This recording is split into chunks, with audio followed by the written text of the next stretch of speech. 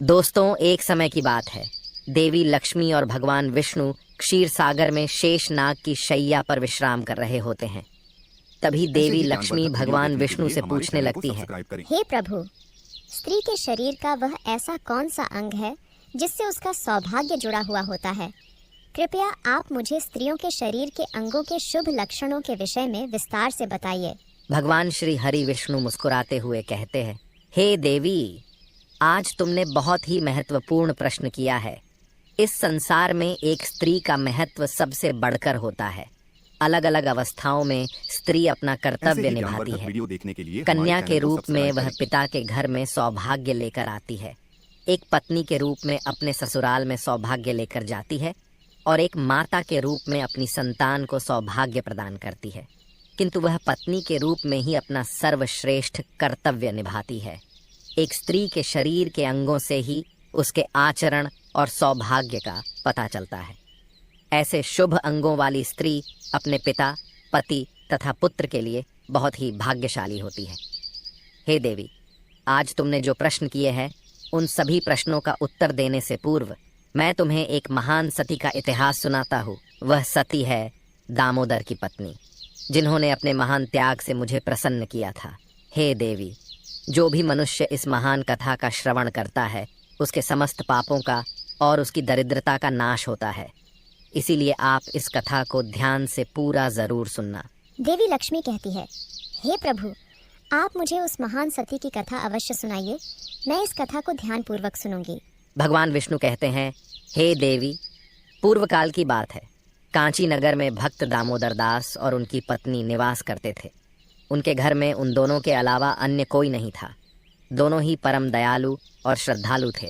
उन दोनों की प्रकृति अत्यंत उदार थी। दोनों ही परम संतोषी और भगवत भक्त थे। दामोदर प्रतिदिन गांव से भिक्षा मांगकर लाते और उनकी पत्नी भोजन बनाया करती थी। यदि उनके द्वार पर कोई अतिथि आता तो वे उसकी सेवा करते, उसे भोजन कराने के बाद ही भोजन किया करते थे। यदि कोई अतिथि नहीं आता तो वे पशु पक्षियों को उनका भाग देकर भगवान का नाम लेकर बड़े ही प्रेम से भोजन का आनंद लेते थे। उनके मन में किसी भी प्रकार का द्वेष और अहंकार नहीं था। उन्हें भिक्षा में जो कुछ भी मिल जाता, उसी से वे दोनों संतुष्ट रहा करते थे। अधिक की कामना भी नहीं करते थे। यदि उन्हें भिक्षा भी नहीं मिलती तो भी वे ईश्वर का धन्यवाद करते हुए शांति से जल पीकर सो जाया करते थे। उनके पास असंतोष और अशांति भटक भी नहीं पाती थे। उनके अंदर भगवान के प्रति दृढ़ विश्वास और श्रद्धा थी। इसीलिए उन्होंने कभी अपनी गरीब परिस्थिति के लिए भगवान को नहीं कोसा। फिर एक दिन दामोदर दास भिक्षा मांगने के लिए घर से निकलते हैं। द्वार द्वार भटकने पर भी उन्हें किसी ने भिक्षा नहीं दी।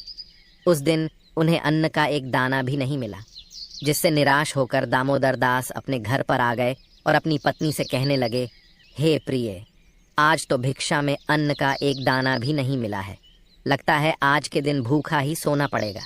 शायद प्रभु की भी यही इच्छा है।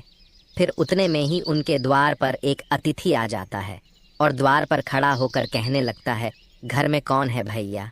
मैं अतिथि हूँ और अत्यंत भूखा हूँ। मुझे खाने के लिए कुछ दो। मैं तुम्हारे द्वार पर बड़ी आशा लेकर आया हूँ। दामोदर ने देखा कि द्वार पर एक अत्यंत वृद्ध बूढ़ा व्यक्ति खड़ा है, जो बहुत ही कमज़ोर और भूखा दिखाई पड़ रहा था। उसे देखकर दामोदर दास ने उन्हें प्रणाम किया और इस प्रकार से कहने लगे, हे स्वामी, पधारिए। इस गरीब के घर पर आपका स्वागत है। इस दास के लिए क्या आज्ञा है? फिर उस बूढ़े साधु ने कहा, हे विप्रवर, मैंने सुना है कि तुम अतिथि का बड़े आदर के साथ स्वागत करते हो तथा उन्हें भोजन प्रदान करते हो। तुम्हारे द्वार से कोई भी प्राणी लौट कर नहीं जाता, इसीलिए मैं तुम्हारे द्वार पर आया हूँ।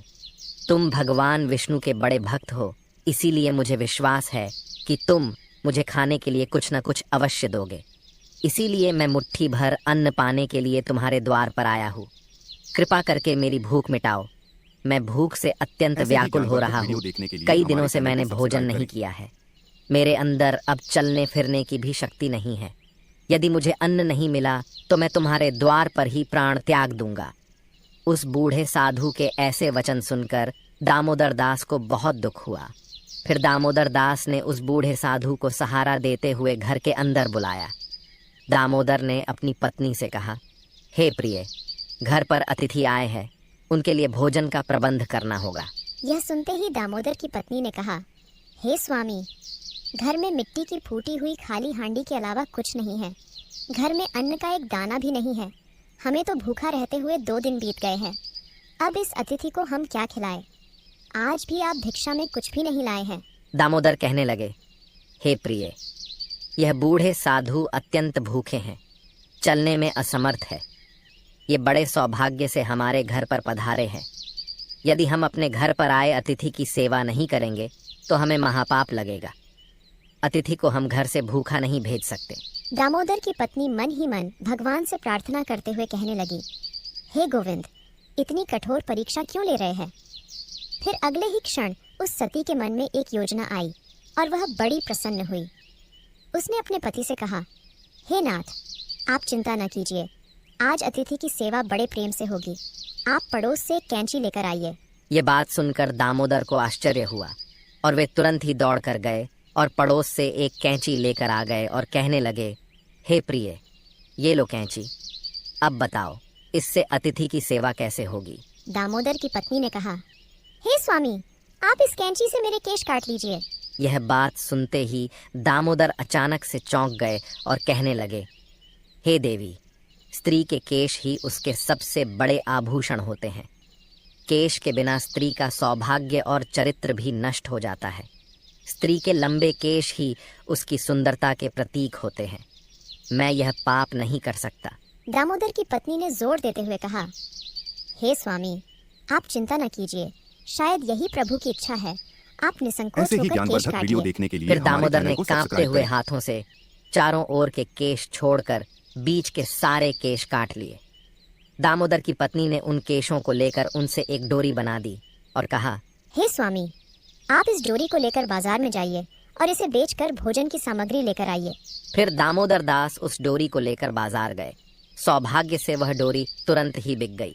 उसे प्राप्त धन से दामोदर ने चावल, दाल, आटा, घी, चीनी और सब्जी आदि सभी आवश्यक सामग्री खरीद ली और उसे लेकर बड़ी ही प्रसन्नता से लौटकर घर आ गए। फिर दामोदर की पत्नी ने बड़ी शुद्धता और प्रेम से रसोई बनाई। उन्होंने घर आए उस बूढ़े अतिथि को आसन पर बड़े आदर और प्रेम के साथ बिठाया। उस साधु को बूढ़ा समझकर दामोदर की पत्नी ने उसे थोड़ा ही भोजन परोसा, किंतु वह साधु तो बड़ा ही विचित्र था। जब उस साधु ने भोजन करना शुरू किया तो कुछ ही क्षणों में उसने परोसे हुए भोजन को खाकर समाप्त कर दिया। उस सती ने फिर से थोड़ा भोजन परोस दिया। थोड़ा थोड़ा करते हुए उस साधु ने, दामोदर की पत्नी ने बनाई हुई सारी रसोई खा ली और फिर अपने पेट पर हाथ रखते हुए कहने लगा, तुम दोनों की सेवा से मैं बहुत प्रसन्न हुआ। आज अनेक दिनों बाद मुझे इतना भोजन प्राप्त हुआ है। तुम्हारे बारे में जो कुछ भी सुना था वह सत्य ही था। आज मेरी तृप्ति हुई है, किंतु मेरा शरीर बहुत बूढ़ा हो गया है। आज मेरे लिए चलना संभव नहीं है, इसीलिए मैं आज के दिन आपके घर पर ही विश्राम करता हूँ। शाम को केवल 1 हांडी चावल से काम चल जाएगा। उस साधु के द्वारा इतना कहते ही दामोदर ने कहा, जो आज्ञा महाराज, आप विश्राम कीजिए, मैं शाम के भोजन का प्रबंध किए देता हूँ। इतना कहकर दामोदर अपनी पत्नी के पास गए और उससे कहने लगे, हे प्रिय, हमारे अतिथि में चलने की शक्ति नहीं है, इसीलिए वे आज हमारे घर पर ही विश्राम करेंगे। किंतु अब संध्या के भोजन का क्या होगा? संध्या को भोजन हम कहाँ से बनाएंगे? यह सुनते ही दामोदर की पत्नी ने कहा, हे स्वामी, चिंता की क्या बात है? मेरे केश अभी भी बाकी है। आप फिर से मेरे केश बेचकर बाजार से सामग्री लेकर आइए। अब फिर से कैंची चली। सती के केश टूटे और उससे रस्सी बनी।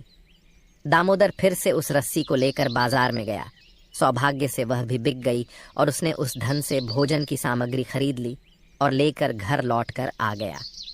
दामोदर की पत्नी ने शाम का भोजन बनाया और उन्होंने अतिथि को आदर से आसन पर बिठाया और भोजन परोसा। अतिथि ने थोड़ा थोड़ा करते करते 1-1 चावल छट कर लिया और देखते ही देखते सारा भोजन खा लिया। फिर वह बूढ़ा अतिथि कहने लगा, अरे भाई, आज बहुत थक गया हूँ, रात के लिए यहीं पर सो जाता हूँ, सुबह उठकर चला जाऊंगा। यह सुनकर दामोदर ने कहा, ठीक है महाराज, आपकी जैसी इच्छा, आप आज हमारे घर पर ही विश्राम कीजिए। वह बूढ़ा अतिथि दामोदर के घर पर ही विश्राम करने लगा। दामोदर और उसकी पत्नी दोनों ही उस बूढ़े अतिथि की सेवा करने लगे, उनके चरण दबाने लगे। चरण दबाते दबाते रात बीतने लगी। वह अतिथि भी सो गए। वे बड़े ही विलक्षण साधु थे। असलियत में तो वे तीनों लोकों के स्वामी थे, किंतु उन्हें उस दामोदर के घर पर पत्तों के बिस्तर पर सोकर अपार शांति और सुख की अनुभूति हो रही थी। साक्षात भगवान विष्णु ही वृद्ध का वेश धारण करके दामोदर के घर पर विश्राम कर रहे थे। उन साधु महात्मा को सोता हुआ देखकर दामोदर धीमी आवाज में अपनी पत्नी से कहने लगे, हे प्रिय, बाबा बहुत बूढ़े हैं, इनका शरीर बहुत ही कमजोर है, शायद कल सवेरे भी इनसे चला नहीं जाएगा। कल मैं सुबह जल्दी उठकर भिक्षा मांगने के लिए चला जाता हूँ और हम साधु बाबा को भोजन खिलाकर उनकी सेवा करेंगे। आंख बंद किए हुए उन साधु बाबा ने दामोदर की यह बात सुन ली। उन दोनों पति पत्नी का त्याग और उनका अतिथि प्रेम देखकर संपूर्ण विश्व का पालन करने वाले भगवान विष्णु की आंखें भर आई। श्री हरि तो भक्त वत्सल है, वे जो भी लीला रचते हैं उसमें उनके भक्तों का ही कल्याण होता है। पैर दबाते दबाते वे दोनों ही पति पत्नी साधु बाबा के चरणों के पास ही सो गए। फिर साधु बाबा ने उस दामोदर की पत्नी के सिर पर हाथ फेर दिया। हाथ फेरते ही उस सती के सिर पर काले घने और लंबे बाल उग आए। फिर उन्होंने दामोदर के शरीर पर हाथ फेर दिया, जिससे दामोदर स्वस्थ तथा अत्यंत पवित्र हो गए। भगवान ने दामोदर की झोपड़ी में दृष्टि घुमाई तो वह उसी क्षण में एक विशालकाय महल में बदल गई। उस महल में अनंत रत्न सुवर्ण माणिक मोती एकत्रित हो गए और फिर भगवान बोले, हे सती, तुम्हारी भक्ति और समर्पण से मैं अत्यंत प्रसन्न हूँ। आजीवन तुम दोनों अपनी साधना पूरी करके वैकुंठ लोक जाओगे। मैं छाया की तरह सदैव तुम दोनों के साथ रहूंगा। इतना कहकर भगवान विष्णु उस स्थान से अंतर ध्यान हो गए। कुछ देर बाद जब दामोदर की पत्नी की नींद खुली तो वहां का नजारा देखकर वह आश्चर्यचकित हो गई। कल की सारी घटना उसको याद थी। अचानक से केस कैसे उगाए, ये दुर्लभ वस्त्र, आभूषण, अनमोल रत्न, यह महल अचानक कहां से आ गया। उसने तुरंत ही अपने पति को जगाया। जब दामोदर ने यह सब चमत्कार देखा तो उसे भी अपनी आंखों पर विश्वास नहीं हुआ। वे दोनों ही एक दूसरे की ओर देखकर सोच में पड़ गए। फिर दामोदर ने अपनी पत्नी से कहा, हे प्रिय, कल हमारे घर पर आए हुए वह बूढ़े साधु कहाँ पर गए? दोनों ने उन साधु महात्मा को चारों ओर देखा, लेकिन वे उन्हें कहीं पर भी दिखाई नहीं पड़े। दामोदर ने हर्ष से प्रफुल्लित होकर अपनी पत्नी से कहा, हे प्रिय, वे कोई सामान्य अतिथि नहीं थे, वे साक्षात करुण सिंधु भगवान विष्णु ही थे। यह सारी विभूति सुदामा की तरह ही उन्होंने हमें भी प्रदान की है। हम दोनों ही उन्हें समझ नहीं पाए। भगवान विष्णु कहने लगे, हे देवी, इस प्रकार से दामोदर की पत्नी ने एक स्त्री के सबसे महत्वपूर्ण आभूषण का त्याग करके अपनी भक्ति की परीक्षा दी। एक स्त्री के लिए उसके केश सबसे महत्वपूर्ण आभूषण है। केश गंगा के समान पवित्र है। स्त्री के बाल लंबे होने से उसे सौभाग्य की प्राप्ति होती है। जिस स्त्री की हाथ की उंगलियां गोल, लंबी, पतली व मिलाने पर छेद रहित, कोमल तथा लाल रंग की हो, वह सुख व भोग पाने वाली होती है। जिसके नाखून लाल, कोमल, ऊंचे और चिकने हो, वह ऐश्वर्य प्राप्त करती है। जिस स्त्री के गर्दन में 4 अंगुल नाप की साफ 3 रेखाएं हो, तो वह गहनों से सजी रहती है। जिस स्त्री की भौहें ऊंची, कोमल, सूक्ष्म, आपस में मिली हुई व धनुष के समान है, वह भी सुख व सौभाग्य देने वाली होती है। भगवान विष्णु के अनुसार यदि किसी महिला का चेहरा गोल होता है और उसकी नाभि भी दाईं ओर झुकी हुई है, वो आगे जाकर भाग्यशाली होती है और प्रसिद्धि प्राप्त करती है। तो दोस्तों, इस प्रकार से भगवान विष्णु ने देवी लक्ष्मी को स्त्री के लंबे बालों का महत्व बताया है। उम्मीद है आपको यह जानकारी अच्छी लगी होगी। वीडियो को लाइक ज़रूर करें, कमेंट में